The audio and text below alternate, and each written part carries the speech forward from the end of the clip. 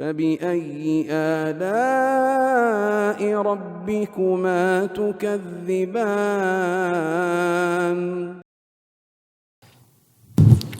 Bismillahirrahmanirrahim. Assalamualaikum warahmatullahi wabarakatuh.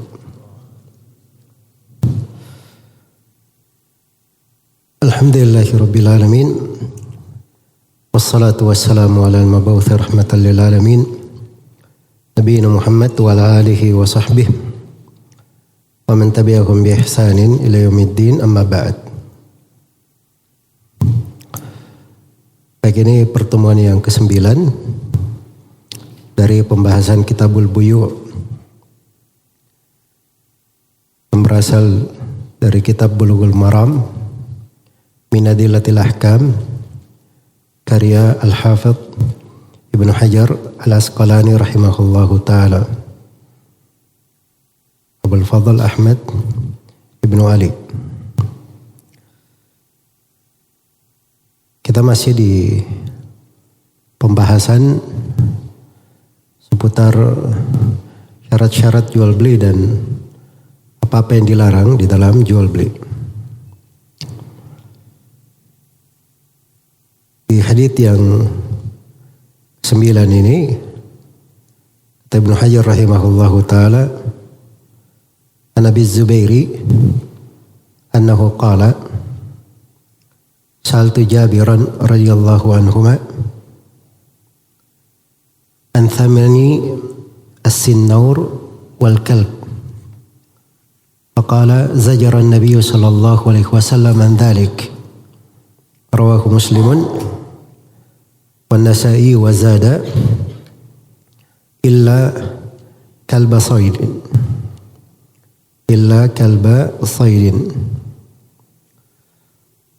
Kata Ibnu Hajar rahimahullah, an Abi Zubair, dari Abu Zubair rahimahullah, beliau berkata, sa'altu Jabiran, saya bertanya kepada Jabir radhiyallahu anhuma an thamanis sinnaur, tentang harga kucing. Harga kucing, nilai kucing. Jadi maksudnya jual beli kucing, dijual atau dibeli. Harga kucing wal kalbi, dan anjing. Jadi dua yang ditanyakan. Faqala, maka Jabir radhiyallahu ta'ala anhu menjawab, zajaran Nabi sallallahu alaihi wasallam an dhalik. Nabi sallallahu alaihi wasallam melarang dari hal tersebut. Rawahu Muslim. Demikian diriwayatkan oleh Imam Muslim, wa Nasa'i, dan diriwayatkan juga oleh Imam Nasa'i, wa zada, dan ada tambahan di riwayat An-Nasa'i, illa kalba saydin, kecuali kalau anjing untuk dipakai berburu. Kecuali kalau anjing dipakai berburu. Baik.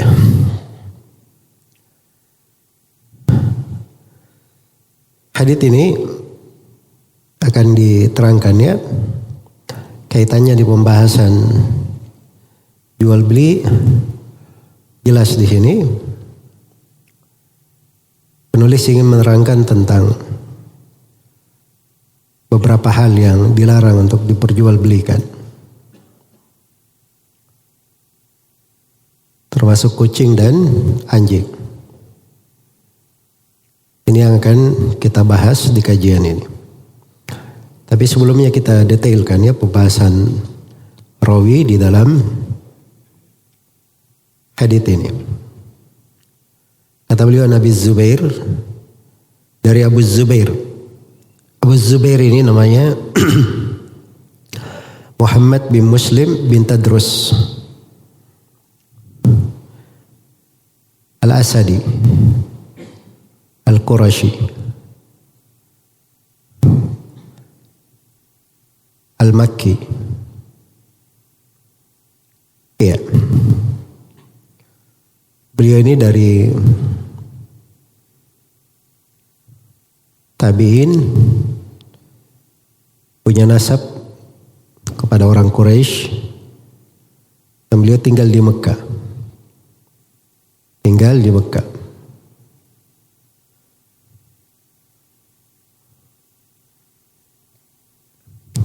Beliau meriwayatkan dari sejumlah sahabat.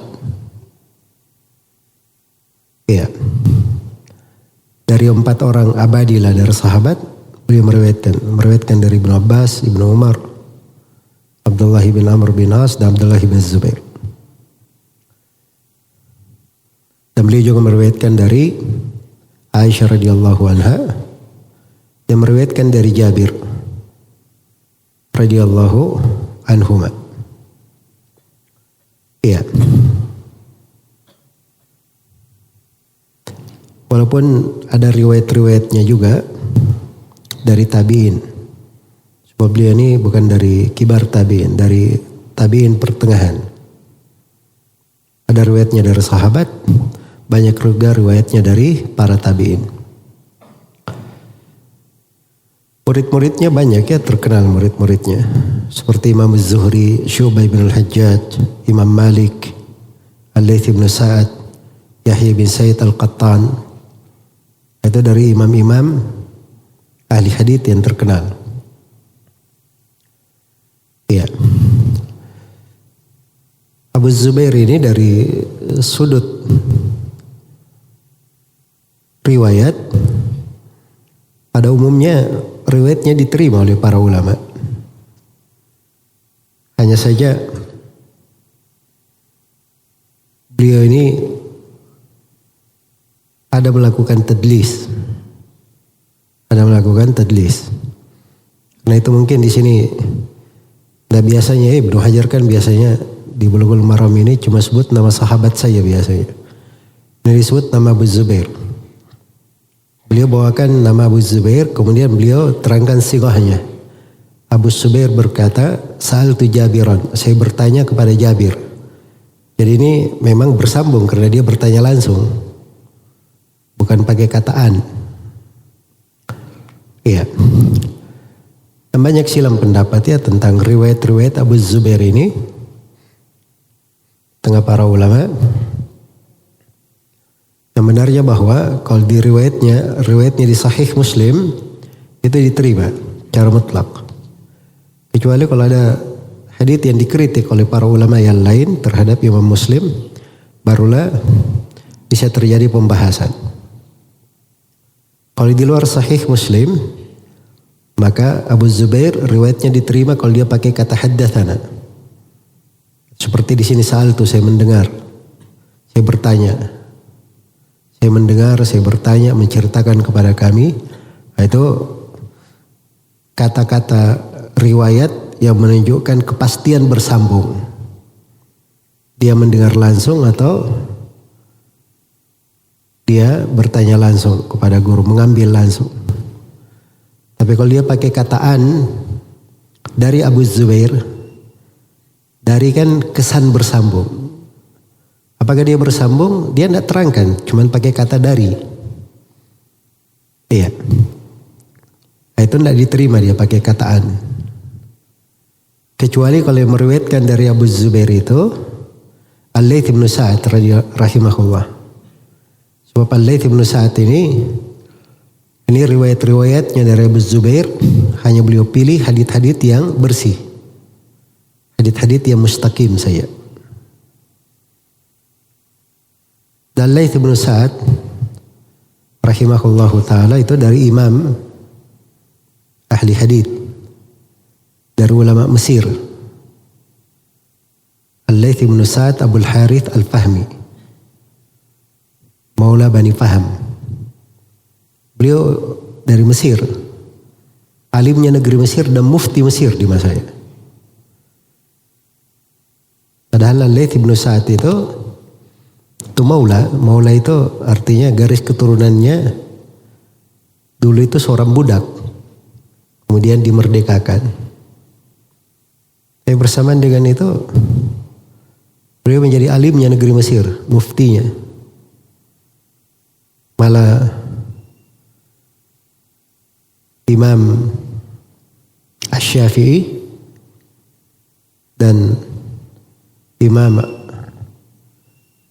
Abdullah bin Wahab itu menganggap bahwa Al-Laits bin Sa'ad lebih faqih dari Imam Malik, lebih ahli fikih dari Imam Malik. Ini Imam Syafi'i sendiri berpendapat seperti itu. Dan dulu itu dikenal ya madhabnya Al-Laits bin Sa'ad, dikenal madhab beliau. Iya. Itu ada usul riwayatnya. Ya, ada usul pendalilannya. Kalau dulu seperti itu ya para ulama, kalau dia sudah mumpuni di dalam ilmu, dia banyak memiliki hadits-hadits, riwayat-riwayat, mendengar athar dari para salaf dan tafaqquh dari para fuqaha, belajar dia tahu madrasah-madrasah fikih di tengah para ulama, maka mereka itu ahlul ijtihad, orang-orang yang berijtihad. Iya. Karena itu di masa dahulu itu di dalam mengambil atau di dalam menguraikan tentang ilmu, mereka sudah lengkap alat-alat yang menyebabkan mereka bisa berijtihad, lengkap. Bagus bahasa Arabnya, kokoh sudut-sudut pendalilannya, dia tahu bagaimana agama itu dari masa para sahabat, para tabi'in, tabi'ut tabi'in. Belum lagi hafalannya, ini orang-orang yang hafal hadits Rasulullah sallallahu alaihi wasallam, hafal ucapan para sahabat, para tabi'in. Iya. Jadi wajar kalau mereka itu memiliki fikih. Memiliki fikih. Fikih dari para ulama ini itulah yang terwarisi. Walaupun tidak seperti Imam Empat, Abu Hanifah, Malik, Syafi'i dan Imam Ahmad, Al-Laits bin Sa'ad juga ada ucapan-ucapannya dinukil di buku-buku fikih. Ada ucapan-ucapan beliau rahimahullah. Ya, jadi maksudnya Al-Laits bin Sa'ad ini beliau meriwayatkan dari Abu Zubair. Nah, kalau meriwayatkan dari Abu Zubair, Al-Laits hanya memilih hadits-hadits yang bagus saja. Karena itu kalau sudah ada riwayat Al-Laits dari Abu Zubair, maka itu biasanya diterima. Walaupun Abu Zubair pakai kataan. Sebab sudah disaring oleh siapa? Al-Laits bin Sa'ad. Ini menurut pendapat yang terkuat. Ya, walaupun ada sebagian ulama yang tidak menerima sama sekali riwayat dari Al-Laits bin Sa'ad. Ada yang berpendapat seperti itu. Bahkan ada yang juga annya walaupun di Sahih Muslim dilemahkan juga. Dilemahkan juga seperti misalnya madhabnya Ibn Qattan, Al-Fasi yang semisal dengannya. Iya. Itu bukan pendapat yang bagus ya. Bukan pendapat yang kuat. Karena Sahih Muslim itu beda perlakuannya. Sahih Muslim ini itu kitab telah dikumpulkan oleh Imam Muslim. Beliau saring riwayat yang paling kuat menurut beliau. Dan dibaca oleh para ulama ahli hadits di masanya. Dan berjalan hingga hari ini. Maka tidak sembarang mengkritik riwayat di Sahih Muslim. Kecuali kalau ada ulama yang selevel dengan beliau yang mengkritik. Itu sudah nggak ada di hari ini. Cuma ada di masa dahulu saja. Ada di sebagian buku misalnya Daraqutni mengkritik Imam Muslim. Ya. Atau Abu Ali Al-Jayyani. atau Abu Mas'ud ad-Dimashqi, atau ada kritikan khusus dari Abdul Fadl ibn Ammar asy-Syahid terhadap Sahih Muslim. Nah, itu para imam selevel dengan mereka, selevel dengan Imam Muslim. Kalau ada seperti itu yang mengkritik selevel, nah itu ada pembahasannya lagi di ilmu hadits. Ya, sebab namanya dikritik, mungkin yang benar orang yang mengkritik, mungkin yang benar orang yang dikritik. Dan mesti diambil. Nah, semuanya adalah imam. Tapi maksudnya orang-orang yang datang belakangan itu tidak boleh lancang terhadap Sahih Muslim. Iya. Jelas ya? Inilah kadang mana-mana ini pendidikan ya. Kadang nggak bagus ya di orang kasih riwayat ini hadits sahih diriwayatkan oleh Imam Muslim. Itu tidak diperlukan kalimat-kalimat itu. Cukup saya sebutkan diriwayatkan oleh Imam Muslim, orang sudah tahu itu hadits diterima. Hadits yang menjadi pegangan di tengah para ulama. Baik. Maksudnya di sini Abu Zubair di riwayat ini nggak ada masalah ya, karena di sini dikatakan annahu qala sa'altu Jabiran. Beliau berkata, saya bertanya kepada Jabir. Itu Jabir bin Abdullah bin Amr bin Haram radhiyallahu anhuma. Sahabat anak sahabat. Beliau dan ayahnya dua-duanya sahabat Rasulullah sallallahu alaihi wasallam, dan ayahnya meninggal di perang Badar radhiyallahu anhu, masuk ke dalam orang-orang yang mati syahid. Malah kalau kita baca di buku-buku tentang fadail, keutamaan sahabat, itu keutamaan ayahnya lebih banyak daripada keutamaan Jabir. Tapi Jabir sendiri radhiyallahu taala anhu itu banyak keutamaan pada beliau. Apalagi beliau ini termasuk sahabat muda yang paling banyak riwayatnya dari Nabi sallallahu alaihi wasallam. Termasuk dari 7 orang sahabat yang paling banyak riwayatnya. Iya, kata Suyuti rahimahullahu taala, wal mukthiruna fi riwayatil athar Abu Hurairah yalihi bin Umar wa Anasun wal Habru kal Khudri wa Jabirun wa zaujatun Nabi. Orang yang paling banyak meriwayatkan athar, meriwayatkan hadits dari Rasulullah, Abu Hurairah. Kemudian Ibnu Umar setelahnya. Lalu Anas bin Malik. Kemudian yang keempat Abdullah bin Abbas.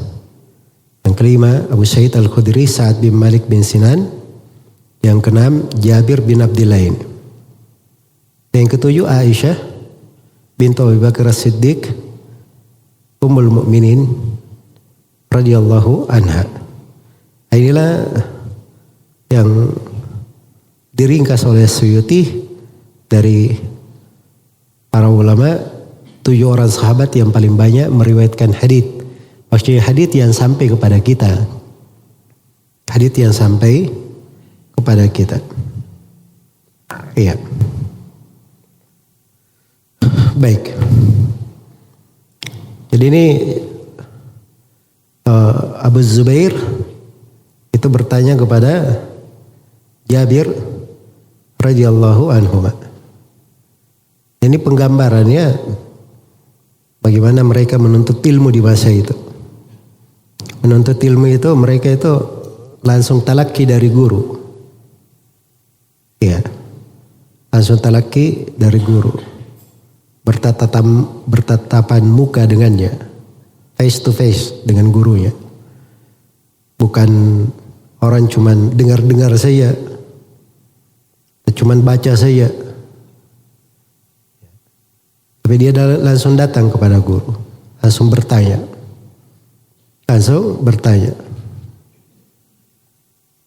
Nah itu hingga hari kiamat, itu cara belajar yang paling dianjurkan. Sebab itulah talaki yang diajarkan oleh Nabi sallallahu alaihi wasallam. Dan Nabi Muhammad sallallahu alaihi wasallam sendiri beliau itu menerima wahyu dari Jibril. Jibril menerima dari Allah Subhanahu wa taala. Padahal Maha mampu Allah turunkan wahyu kepada Nabi Muhammad, tidak perlu ada perantara Jibril. Ya kan? Terus setiap tahun Jibril turun di bulan Ramadan.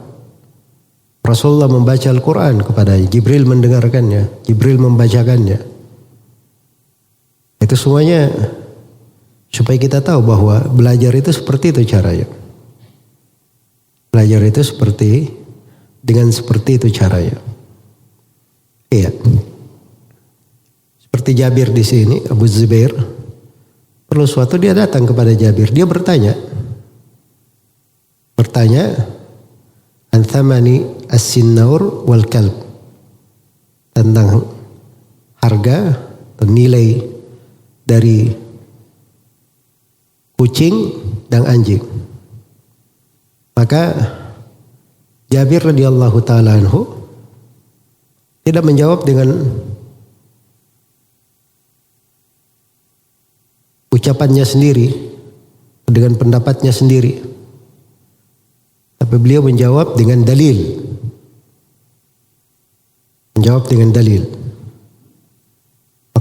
Maka Jabir menjawab, zajaran Nabi sallallahu alaihi wasallam an dalik. Nabi sallallahu alaihi wasallam menzajar, melarang dari hal tersebut, menghardik. Itu mungkin bahasa lebih dekatnya ya, menghardik dari hal tersebut. Sebab kata zajr itu lebih ablaq, lebih mendalam dari kata melarang. Ya, jadi dihardik oleh Nabi sallallahu alaihi wasallam. Jadi Jabir itu menjawab dengan dalil bahwa Nabi yang melarangnya. Nabi yang melarangnya. Jelas ya? Baik. Rawahu Muslim, hadits ini diriwayatkan oleh Imam Muslim. Itu Imam Muslim Ibn al-Hajjaj Ibn al-Husain Abul Husain al-Qushairi an-Naisaburi rahimahullah. Penulis kitab As-Sahih. Wan Nasaiyu, dan diriwayatkan pula oleh Imam An-Nasai Abu Abdurrahman Ahmad bin Shu'aib An-Nasai. Wazada, dan diriwayat Imam An-Nasai ada tambahannya, illa kalbasaidin, kecuali anjing untuk berburu.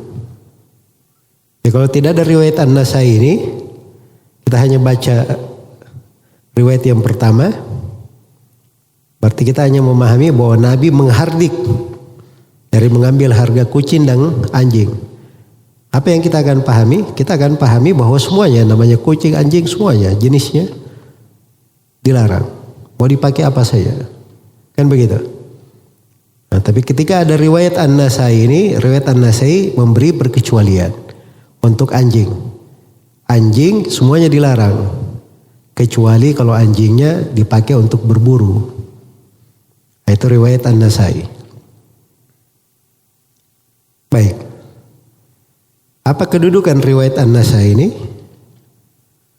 Dan diterangkan di sini ya oleh Ibnu Hajar rahimahullah. Dan Nasai sendiri itu membawakan riwayat ini ya beberapa kali dari jalur Hammad bin Salama dari Abu Zubair dengan tambahan kecuali illa kalbasaidin. Setelah meriwayatkan hadits, An-Nasai berkata, laisa huwa bisahih. Hadits ini tidak sahih. Di ucapan beliau yang lain, beliau katakan hada munkar.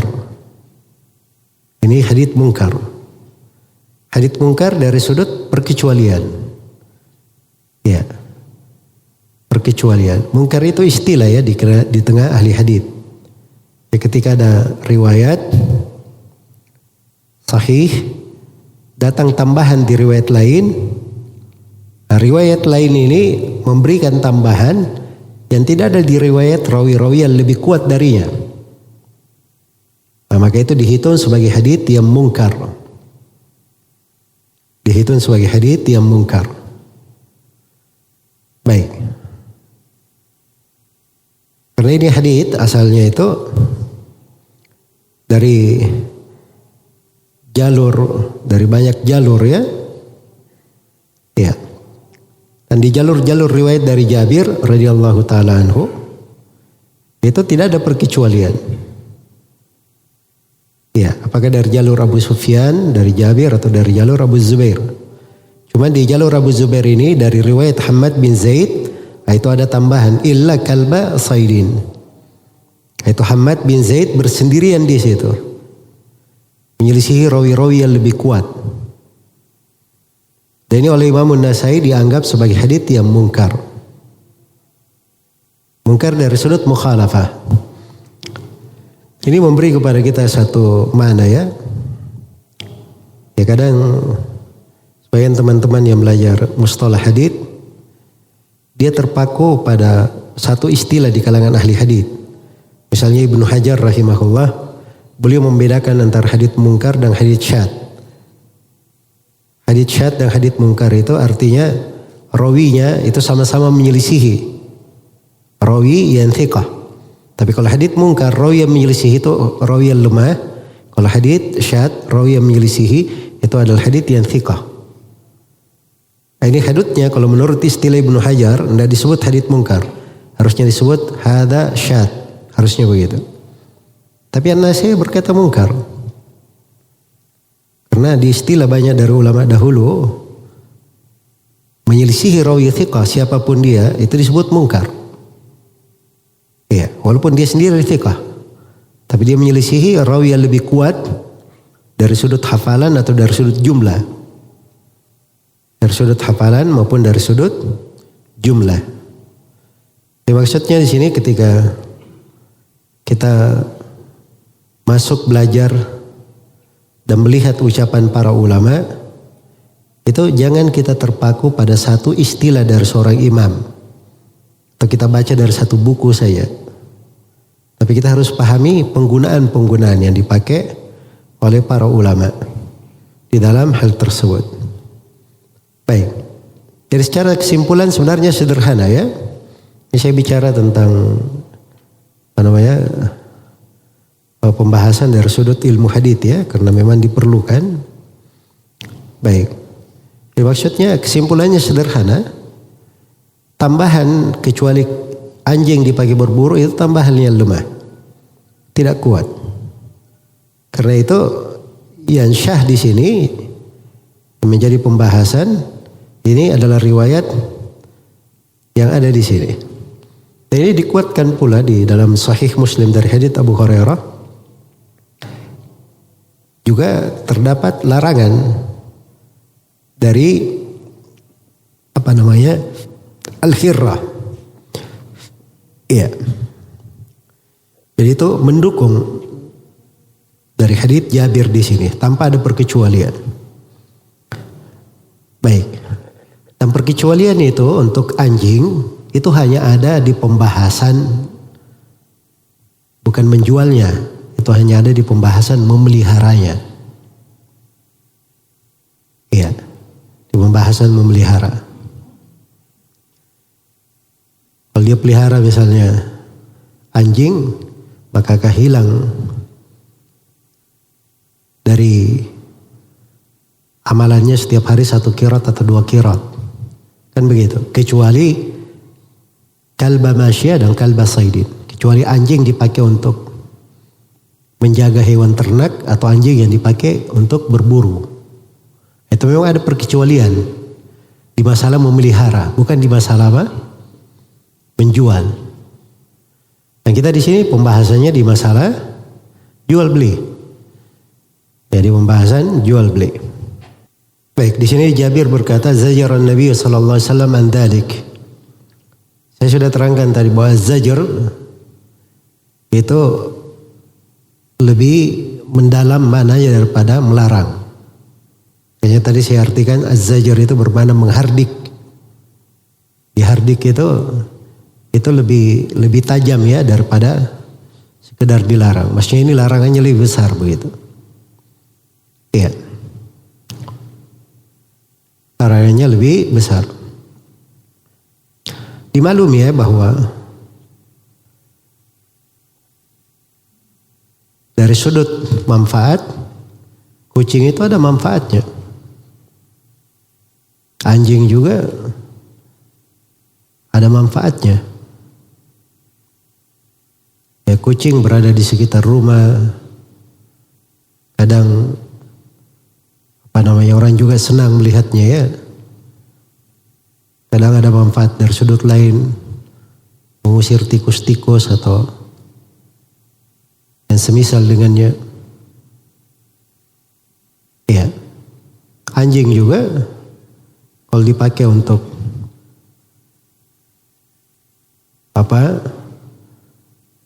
menjaga hewan ternak, berburu, itu sudut manfaat. Iya.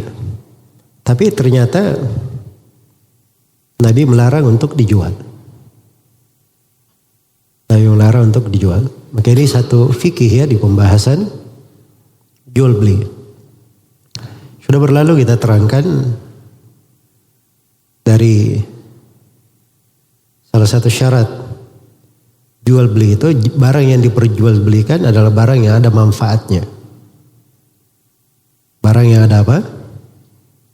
Manfaatnya.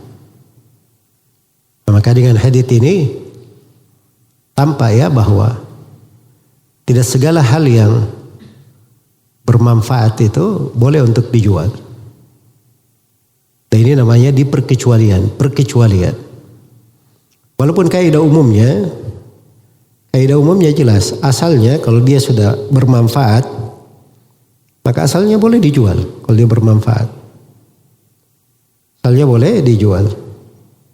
Kecuali kalau ada dalil yang melarang.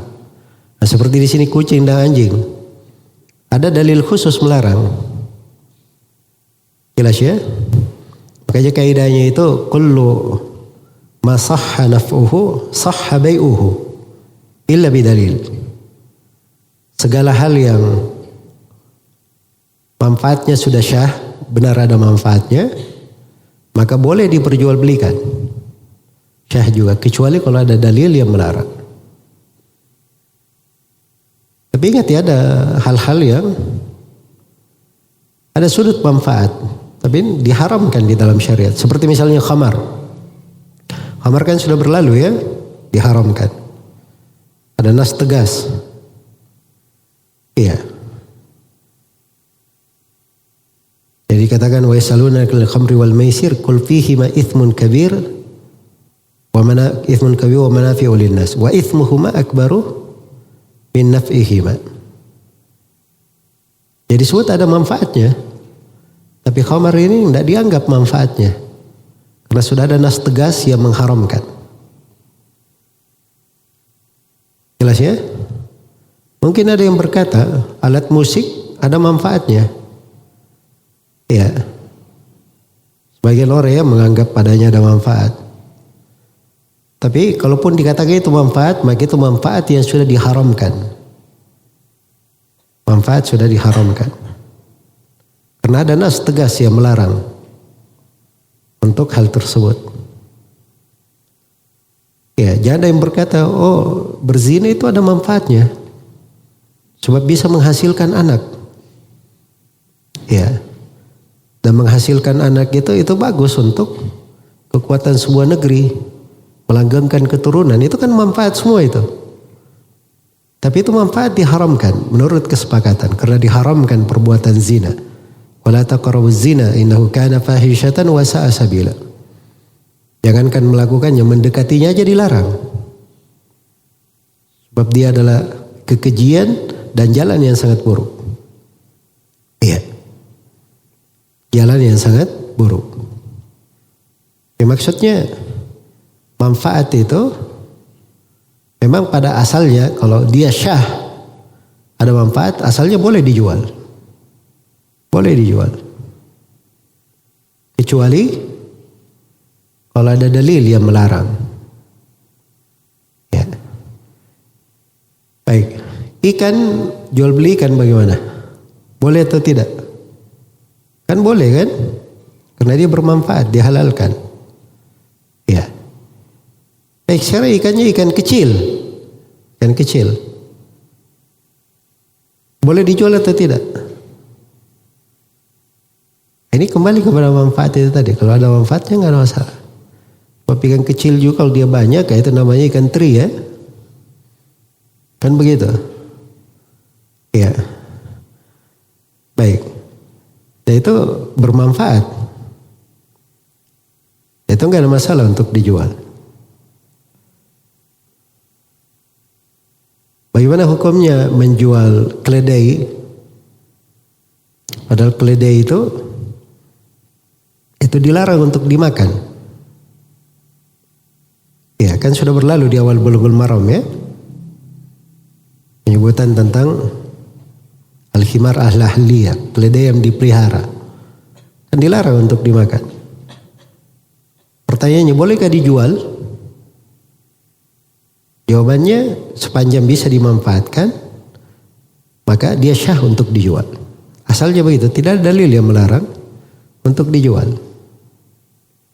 Ya, tapi khusus untuk kucing dan anjing di sini, jadi berbeda ya dengan itu. Sebab ini ada nas tegas yang melarang. Ya, jadi ini pembahasan yang pertama dulu yang kita kaji dari hadits ini, kita perdalam dari sudut kaidah memahami fikih jual beli. Bahwa segala hal yang bermanfaat itu asalnya bisa untuk dijual, kecuali kalau ada dalil yang apa? Yang melarang. Kecuali kalau ada dalil yang melarang. Baik, kemudian yang kedua, kita masuk di sini di pembahasan secara mendetail, apa hukum jual beli kucing? Apa hukum jual beli anjing? Iya. Apa hukum jual beli anjing? Jadi ada dua ya, hukum jual beli kucing dan hukum jual beli anjing.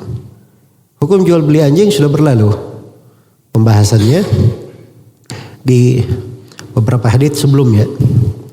Dan di situ kita telah terangkan ya bahwa jual beli anjing itu diharamkan, tidak diperbolehkan. Ya, walaupun misalnya dijual untuk dipakai berburu, dipakai memelihara hewan ternak, ya, itu tidak diperbolehkan menjualnya. Tapi kadang ada hal-hal yang sifatnya itu masuk kepada darurat. Misalnya dia ingin dapat anjing berburu yang bagus, tapi nggak ketemu kecuali orang menjual, dijual oleh orang. Maka di sini dia beli, tapi yang berdosa itu orang yang menjualnya. Kalau dia belinya karena darurat, ada keperluan, jelas ya. Misalnya sekarang ya di kepolisian, di keamanan, itu ada anjing-anjing polisi itu ya. Oh, itu harganya mahal-mahal itu. Nah, itu anjing terlatih. Nah, itu anjing itu kadang sebagiannya nasab keturunannya jelas, sebagiannya itu. Nasabnya saya jelas.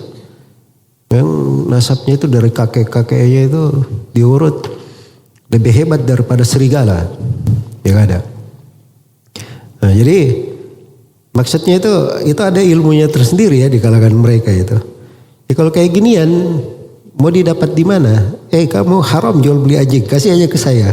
Nggak ada yang mau ngasih. Jelas ya? Padahal ini diperlukan, apalagi untuk keamanan misalnya, untuk keamanan. Yang itu ada hal-hal sederhana ya, pakai anjing pemburu itu sederhana saja, bahwa dia cium sesuatu sudah dia bisa ketemu itu yang dicari, cepat sekali. Ya, enggak perlu buka satelit, enggak perlu buka ini, cepat ketemunya. Nah, itu sudut manfaat ya dan diperlukan. Maka kalau ini terjadi transaksi memang karena sifatnya darurat, itu enggak ada masalah. Atau kalau sifatnya sore itu haraj, Ya, itu tidak ada masalah. Soalnya dia punya hewan, dia punya sawah, punya kebun di dekat hutan. Ya, banyak hama-hama seperti babi-babi yang mengganggu. Nah, ini berat kalau dia tidak punya anjing pemburu. Ya, dan anjing pemburu yang bagus itu nggak ada yang gratis, semuanya apa? Menjual. Nah ini antum kalau masuk di alam jual beli anjing ini, ya heran-heran antum lihat. Ada anjing namanya Levi's 505, ya macam-macam itu nama-namanya. Ada yang harganya seperti motor, ada yang mungkin seperti mobil. Padahal seekor anjing saya dipakai berburu cuma pergi. Sebagian orang ya, saya lihat di wilayah Sumatera sana, kesenangan saja hobi. Yang dikejar babi, dia muslim, tidak makan juga, cuman mau lihat saya anjingnya paling hebat begitu. Jelas ya? Ini kebiasaan yang seperti ini kebiasaan tidak benar ya.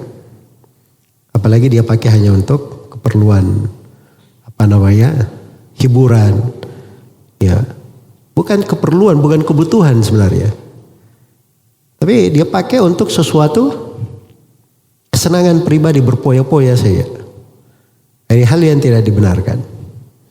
Baik, jadi ini hukum-hukum itu ada rincian kadarnya di sebagian hal. Tapi hukum asal pada anjing itu, anjing tidak boleh diperjualbelikan. Apakah dia dalam mana memeliharanya, yang dipakai berburu maupun yang semisal dengannya, asalnya tidak boleh diperjualbelikan. Baik, adapun kucing, ini silam pendapatnya lebih kuat. Karena mayoritas ulama itu membolehkan jual beli kucing. Dan mereka katakan bahwa hadits yang melarang jual beli kucing itu pada kucing yang tidak ada manfaatnya. Iya. Atau kucing yang dimaksud di situ adalah kucing milik orang. Ya, punya orang nggak boleh dijual kan begitu. Nah, jadi mereka arahkan ke sana. Karena asalnya sudah syah di banyak hadits. Ya, bahwa kucing itu innaha minat tawafina alaikum, dari hewan yang biasa mengitari kalian. Ya. Dan manfaatnya juga jelas. Jadi mereka arahkan itu kepada kucing yang tidak ada manfaatnya, itu nggak boleh diperjualbelikan. Jelas ya? Dan pendapat yang kedua, ini yang difatwakan oleh Jabir bin Abdullah sendiri yang meriwayatkan hadits, difatwakan oleh Abu Hurairah. Dan ini ucapan Taus bin Kaisan, Mujahid bin Jabr, salah satu riwayat Imam Ahmad rahimahullah. Dan ini yang dikuatkan oleh Ibnul Qayyim, Ibn Rajab, dan banyak ulama di masa belakangan, bahwa hukumnya adalah haram, dilarang. Karena hadits ini tegas. Ini bukan kata naha saja melarang, tapi zajar. Itu lebih dahsyat daripada kata naha melarang. Ini menghardik. Iya. Dan ini harusnya yang dipegang. Karena ini zahir hadits, zahir riwayat. Asalnya kalau Nabi berkata, Nabi dilarang misalnya menjual beli kucing. Jangan kita pikir, oh barangkali yang dilarang begini dan begini. Walaupun mungkin ya, tapi pengagungan terhadap nas itu asalnya kita langsung tinggalkan. Itu asalnya. Itu pengagungan terhadap nas. Karena itu Imamul Baihaqi sendiri, iya, ketika membaca hadits ini, ya, dan beliau tahu bahwa Imam Syafi'i membolehkan jual beli kucing. Imam Syafi'i membolehkan. Imamul Baihaqi dari ulama Syafi'iyah, beliau berkata mutaba'atu zahiris sunnah aula. Mengikuti zahir sunnah yang melarang itu lebih layak. Kita harusnya yang kita pegang. Kata beliau, walau sami'a asy-Syafi'i rahimahullah al-khabar al-warida fihi laqala bihi insyaallah. Kata Al-Baihaqi, andai kata Imam Syafi'i mendengar hadits yang melarang ini, pasti Imam Syafi'i akan berpendapat tidak boleh karena ada hadits. Jadi Imam Al-Baihaqi kasih udur bahwa mungkin Imam Syafi'i membolehkan karena belum sampai kepada beliau riwayat yang melarang. Memang kalau tidak ada riwayat yang melarang, kita sudah terangkan kaidahnya. Asalnya kalau dia bermanfaat, boleh dijual, itu hukum asal. Tapi kan di sini ada dalil khusus yang melarang. Iya, ada dalil khusus yang melarang. Maka itu yang paling zahir, paling aman dan paling hati-hati, insyaallah taala. Cuma ini sekali lagi, ini masalahnya jangan terlalu diributkan juga ya di dalam hal ini. Kadang saya ditanya tentang apa hukum jual beli kucing, ya saya jawab sesuai dengan apa yang saya tahu, bahwa itu tidak boleh misalnya. Tapi mungkin ada orang yang memberikan kepadanya fatwa itu boleh. Nah, itu kan sudah kita dengar ya, mayoritas ulama malah membolehkan. Iya, malah membolehkan. Nah, itu ada sudut kekuatan di pendapat itu, hanya saja pendapat yang lebih kuat insyaallah taala itu adalah hal yang dilarang. Karena itu dalam posisi-posisi yang seperti ini, kita mengambil hal yang paling aman, itu lebih hati-hati. Itu lebih hati-hati. Ya wallahu ta'ala alam. Baik.